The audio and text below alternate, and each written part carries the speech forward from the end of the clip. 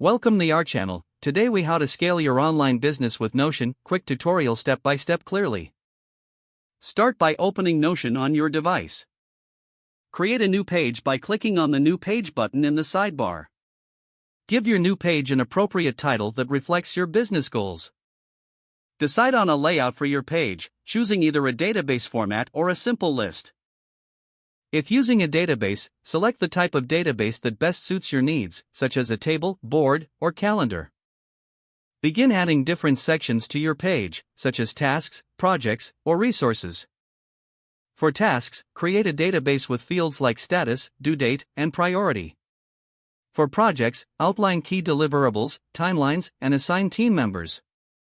Utilize tags to categorize your tasks or projects for easier navigation. Regularly update the progress on your tasks to maintain visibility and accountability. Incorporate templates that can save time, especially for recurring tasks or projects. Use Notion's integration features to connect with other tools you use, like Google Drive or Slack. Schedule weekly reviews on your Notion page to assess progress and plan for the upcoming week. Utilize the comments section to provide updates or ask for feedback directly on the relevant tasks. Foster collaboration by inviting team members to your Notion workspace. Encourage team members to contribute their own tasks and projects as needed. Explore Notion's community templates for inspiration and ideas related to scaling your business.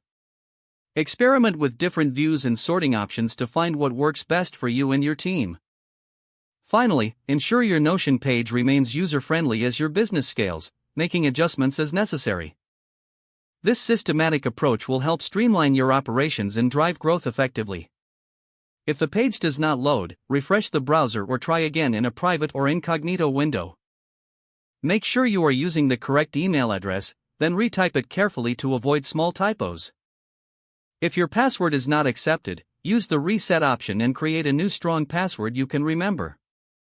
Check your spam folder for verification or security emails, then complete any requested confirmation steps. Enable two-factor authentication if available to improve account security and reduce unauthorized access risk. After signing in, review your profile details so your contact information and settings are accurate and current. If you see an error message, note it down and try again after restarting your device and internet connection. Log out when you finish, especially on shared devices, to keep your account and payment information secure. Don't forget to like this video and subscribe to our channel for more step-by-step tech guides.